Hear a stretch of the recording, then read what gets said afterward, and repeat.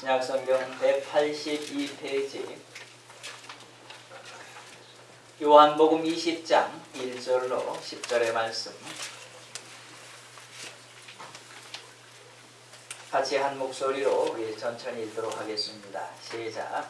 안식 후 첫날 일찍이 아직 어두울 때에 막달라 마리아가 무덤에 와서 돌이 무덤에서 옮겨진 것을 보고 시몬 베드로와 예수께서 사랑하시던 그 다른 제자에게 달려가서 말하되 사람들이 주님을 무덤에서 가져다가 어디 두었는지 우리가 알지 못하겠다 하니 베드로와 그 다른 제자가 나가서 무덤으로 갈새 돌같이 다름질하더니 그 다른 제자가 베드로보다 더 빨리 달려가서 먼저 무덤에 이르러 급하여 세마포 놓인 것을 보았으나 들어가지는 아니하였더니 시몬 베드로는 따라와서 무덤에 들어가 보니 세마포가 놓였고 또 머리를 쌌던 수건은 세마포와 함께 놓여있지 않고 딴 곳에 쌌던 대로 놓여있더라. 그때야 무덤에 먼저 갔던 그 다른 제자도 들어가 보고 믿더라. 그들은 성경에 그가 죽은 자 가운데서 다시 살아나야 하리라 하신 말씀을 아직 알지 못하더라. 이에 두 제자가 자기들의 집으로 돌아가니라. 아멘. 오늘 읽은 말씀을 통해서 부활의 아침이라는 제목으로 함께 말씀을 나누도록 하겠습니다. 오늘은 인류 역사상 가장 아름다운 해가 떠오른 날이라 라고 말할 수 있을 것입니다. 바로 우리 주님께서 유대인의 왕이라는 제명을 쓰고 그 십자가에서 그렇게 죽으셨고 그 무덤에 들어가 3일 계셨지만 그러나 그 무덤이 우리 예수 그리스도를 가둬둘 수 없었습니다. 우리 주님께서 바로 그 사망의 권세를 깨치시고 나는 부활이요 생명이니 라고 말씀하신 것과 같이 그렇게 부활하셨습니다. 언제요? 바로 이 아침. 우리 주님의 이 부활이 이 아침이 찾아옴으로 인류의 역사가 바뀌었습니다. 저와 여러분의 인생이 바뀐 것입니다. 만일 이 날이 없었다면 우리의 믿음도 우리의 열심도 우리의 모든 열정도 다 헛것입니다. 그저 좀 더 나은 삶을 살기 위한 몸부림에 지나지 않을 것입니다. 그러나 오늘 주님께서 저 죽음의 권세를 깨치고 일어나심으로 인해서 아담이 범죄한 이후로 저 사단에 의해서 지배되던 사실 그 사단이 지금까지 사람들 위에 왕노릇했습니다. 그러나 이제 그 자리를 예수님께서 부활하심으로 그 자리를 예수님께 내어준 것입니다. 이제 우리의 왕은 우리 주님이신 것입니다. 우린 이 땅의 그 어떤 죄악된 명령에 따르지 않아도 이 땅을 살아갈 수 있는 자들이 되었다고 하는 것입니다. 사실 모든 인생은 죽음 앞에서 속수무책입니다. 죽음이 다가오기 시작하면 두려워하고 떨죠. 왜냐하면 그 죽음이 마지막이라고 생각합니다. 그래서 그 죽음 앞에서 그렇게 담대하던 사람도 그렇게 대단하던 사람들도 두려워 떨고 있는 것입니다. 그런데 여러분 예수님께서 부활하심으로 말미암아서 이 모든 두려움이 변해서 용기가 절망이 변해서 바로 소망이 되고 불신이 변해서 믿음으로 바뀌어진 거죠. 오늘 저와 여러분이 이 부활의 아침에 바로 이 말씀, 이 영감된 말씀을 통해서 주님의 이 부활의 현장에 함께 가보자. 하나님의 말씀이 성경의 말씀이 중요한 이유가 바로 거기에 있습니다. 어떤 사람의 그 예언, 어떤 사람의 그 꿈, 그러한 것들은 우리가 의지할 것이 사실 되지 못해요. 오직 하나님의 말씀은 정확하고 그리고 온전해서 우리가 여기에 우리의 모든 것을 걸었을 때에 하나님께서 이 말씀에 건 사람 그것을 책임지는 바로 이것이 바로 하나님의 약속이기 때문에 오늘 저는 바로 이 하나님의 말씀을 우리가 함께 읽으면서 이 말씀을 통해서 우리가 주님의 부활의 현장을 함께 가보고자 하는 것입니다. 자, 첫 번째로 예수님에 대한 사랑과 열정이 먼저 부활의 현장을 보게 했다라고 표현하고 있습니다. 1절에 보니까 안식 후 첫날 일찍이 아직 어두울 때에 막달라 마리아가 무덤에 와서 돌이 무덤에서 옮겨진 것을 보았다라고 표현합니다. 자, 여기 어두울 때라고 표현합니다. 물론 실제적으로 해가 뜨기 직전에 그 어두울 때를 말합니다. 그러면서 동시에 요한은 이 어두울 때라는 표현을 통해서 예수님께서 부활하시기 전까지의 이 세상은 어두운 것, 희망이 없어요. 만약 예수님께서 십자가에 죽으신 거 좋았어요. 거기까지 너무 멋있습니다. 그러나 거기서 죽고 그만 말았다면 온 세상은 다 절망 가운데 빠져요. 그것은 어둠이고 그 어느 곳에도 희망이 없어요. 아무리 이 땅에서 부귀와 영화를 누린 듯 기껏해 왔잖아요. 그리고 나서 저 지옥불에 떨어진다면 그게 무슨 의미가 있겠는가? 그러나 이 아침에 예수님은 이미 부활에 계셨다. 얼마나 감사하지. 우리가 믿음을 갖기 전에 주님께서 부활하셨다는 사실이 얼마나 감사하지. 우리가 그 헛된 신을 의지했다면 저나 여러분이나 얼마나 어리석은 자냐. 그런데 이 아침에 주님은 이미 부활하셨어요. 그러므로 인해서 영적인 어둠이 물러가고 새 날이 우리에게 열렸다. 아멘. 여러분, 부활의 이 날은 어떤 날? 어둠의 날이 끝난 날이에요. 이제 우리 앞에 새롭고 희망찬 날이 열린, 바로 하나님께서 그 날을 오늘 열어주신 날이라고 합니다. 이제는 주님이 나를 다스릴 그 날이 밝았어요. 동이 들었다. 이제는 주님께서 내 왕이 되시고 나를 다스리고 나를 통치하시고 나를 지키시고 나를 인도하실 그 새 날이 밝아온 놀라운 날이 바로 오늘이라. 마리아와 마르다 예수님의 무덤을 찾아왔습니다. 그것은 예수님의 시신에 향품을 바르기 위해서요. 예수님 당시 사람들은 이렇게 생각했어요. 시신이 썩은 다음에 영혼이 그의 몸에서 떠난다라고 생각했어요. 그러니까 썩기 전에 가서 하루라도, 영혼이 아직 남아있잖아요. 그러니까 가서 그 예수님을 보아야 되겠다라고 생각해서 이들이 그리고 그 썩는 날을 좀 지연시키기 위해서 그렇게 했다라고 볼 수가 있습니다. 자, 그런데 이 날은 유대인의 최대의 명절인 유월절과 안식일이 임박해 있을 때였어요. 그러므로 돌볼 시간이 없었기 때문에 이들은 더 서둘러 바로 예수님의 시신을 바르기 위해서 이 무덤에 찾아온 것이다 라고 말할 수 있습니다. 자, 그러면 이들의 이 행동이 어떠한 모습인가?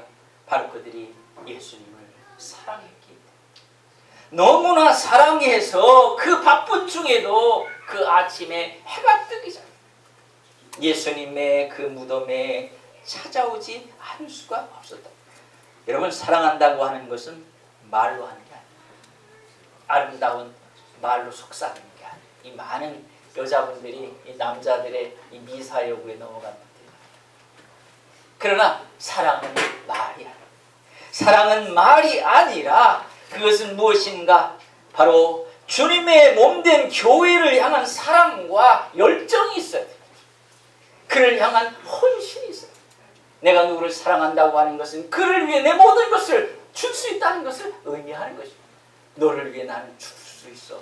바로 이것이 사랑이라고 말씀할 수 있는, 사랑하는 분을 위해서 나를 기꺼이 포기하는 것입니다. 우리가 여러분 주님 사랑합니까? 그렇다면 주님의 몸된 교회, 이 교회가 뭐냐? 주님을 만날 수 있는, 실체를 만날 수 있는 유일한 곳이 우리 하나하나가 있는 교회. 그러나 우리 전체가 모여있는 바로 이것이 한 몸이라. 몸은 막 이렇게 따로따로 잘라져 있는 게 아닙니다. 붙어 있어요. 오늘 우리가 각자 집에서 예배할 수 있어요. 그런데 왜 모였을까요? 우리가 그리스도와 연합하여 한 몸이 되었기 때문에. 이 신앙의 고백, 교회 오는 것은 나는 예수 그리스도를 믿음으로 주님과 한 몸이 되었습니다 하는 고백이 이 교회에 와서 하나님 앞에 예배하는 그러한 순간들이라고 하는 것입니다. 결국 주님을 사랑한다는 것은 나를 위한 것들을 기꺼이 포기하는 것입니다. 그리고 바로 돌팔매의 질도 그분을 위해서 감당할 준비를 하는 것입니다. 이것이 우리가 주님을 사랑한다는 표현들이 바로 사랑과 열정을 어디다 바쳐드리는가? 교회에 와서, 바로 주님의 그리스도의 몸된 교회에 와서 내가 주님을 사랑하면 어떻게 되는? 주님 앞에 예배하고 주님을 섬기고 주님 앞에 주님의 교회를 위해 헌신하는 것이 바로 주님을 사랑하는 유일한 방법이라는 것이죠. 저 산에 가서 주님을 찾으면 안 됩니다. 이 시간에는 바로 교회에 와서 주님 앞에 예배함으로 내가 주님을 사랑합니다 하는 고백을 바로 거기다 예배 드리는 것은 말이죠. 사랑이 고백이에요. 내가 당신 사랑해. 어떤 남자가 사랑한다고 하면서 안 만나주는 거야. 내가 너를 죽도록 사랑한다. 그래서 만나자고 그러면 시간이 없다는 거예요. 그는 100% 사랑하지 않는 것입니다. 그는 이제 헤어질 준비를 하고 있는 것과 같은 것이라고 하는 거예요. 결국 무덤을 찾아갔을 때에 돌이 옮겨진 것을 그들이 보았어요. 우리가 아는 것과 같이 유대인들의 묘들은 동굴이나 아니면 동굴로 팠어요. 그리고 거기다가 시신을 집어넣고 그 앞에 큰 돌을 갖다가 막아놓은, 이걸 움직이지 못하게 밑에다 홈을 만들어서 아예 이렇게 옴싹달싹 못하도록 만드는 것이죠. 그런데 이 여인들이 무덤에 찾아갔을 때에 이 돌이 옮겨져 있는 것을 보았어요.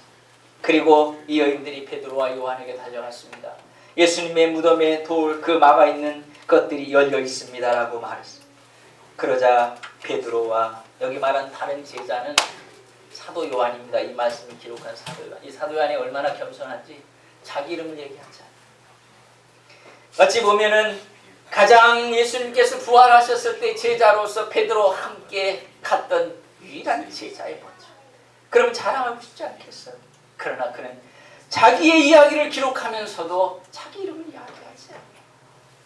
왜냐하면 주님을 사랑하는 거라 족합니다. 왜 누가 자랑하는지 알아요? 자신이 없어서 자신이 없었습니다. 자, 오늘 이 베드로와 요한에게 이 사실을 알렸을 때 그들이 한치의 망설임도 없이 그들이 예수님의 무덤을 찾아갔습니다.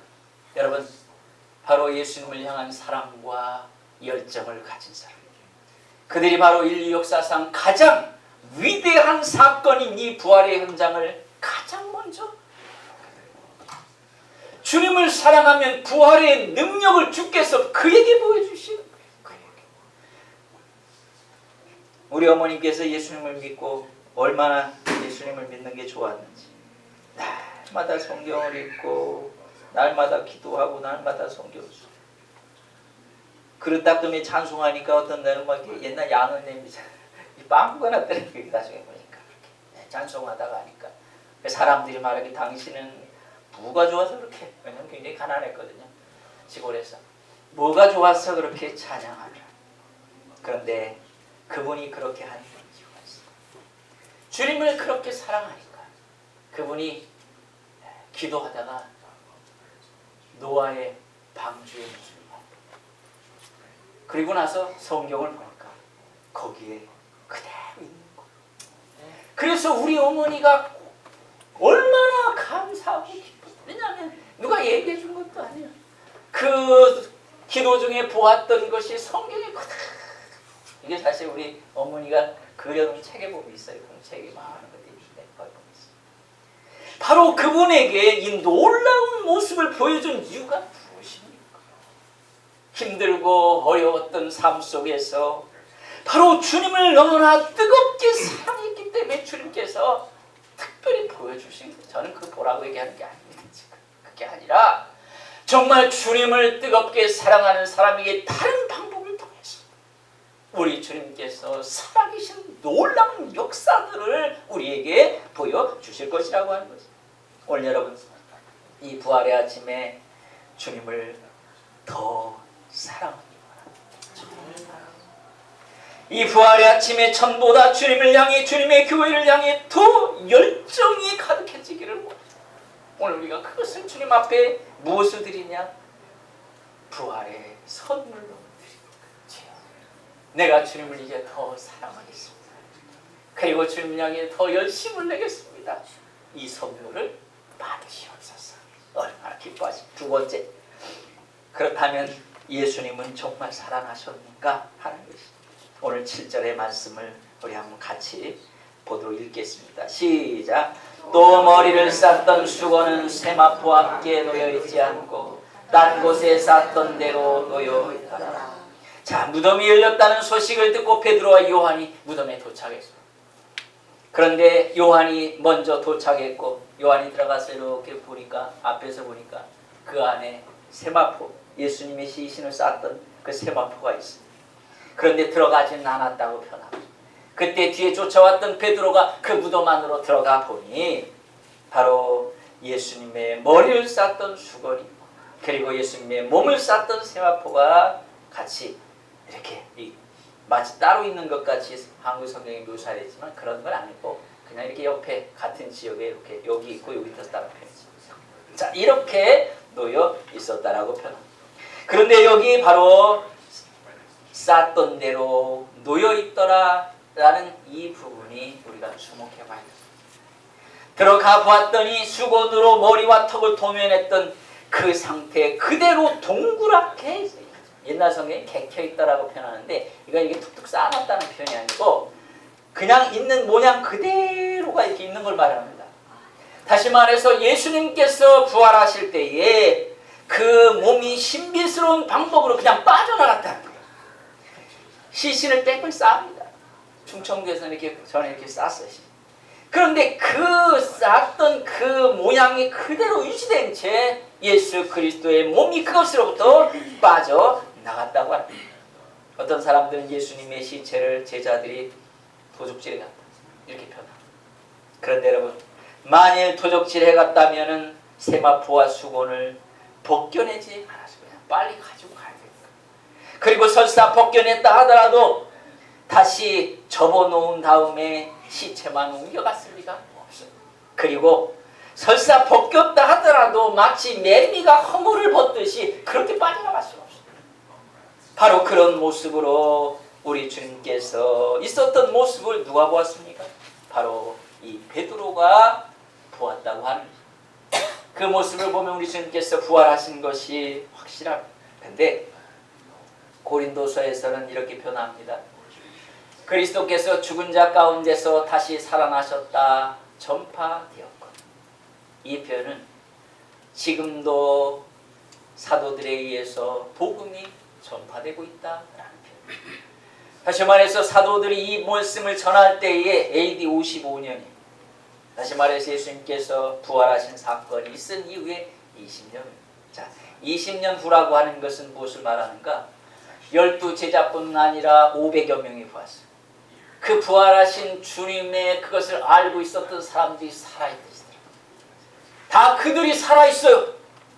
그런데 그 살아계신 그 예수 그리스도를 다 눈으로 보았던 사람들이 살아있는 그 시대 속에서 주의 복음이 전파되고 예수님께서 부활하셨습니다라고 제자들이 말했습니다. 그런데 만일 그것이 사실이 아니었다면 그것을 분명히 지적한 자들이 나왔을 것입니다.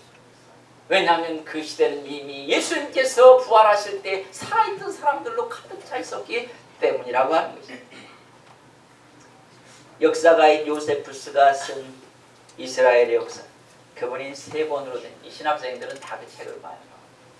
이스라엘의 역사가 쭉 써 있어요. 이 사람은 그리스도인이 아닙니다. 이 사람은 유대인이 어찌 보면 예수 그리스도를 경배할 수 있는 사람. 그런데 이 사람은 역사가로서 이 예수님의 부활을 정직하게 썼어요. 이렇게 썼습니다. 예수라는 지혜로운 사람, 가로치고 이렇게 써서 너무나 신기한 일들을 많이 행했기 때문에 인간이라 볼 수 있는지 모르겠지만 인간으로 보는 것이 타당하다면 이렇게 가르쳤어요. 그리고 그런 사람이 있었다. 이렇게. 그는 사람들로 하여금 기쁜 마음으로 진리를 받아들일 수 있도록 만든 선생이었다. 그는 유대인뿐만 아니라 이방인들까지도 그의 곁으로 끌어들였다. 그가 바로 그리스도였다.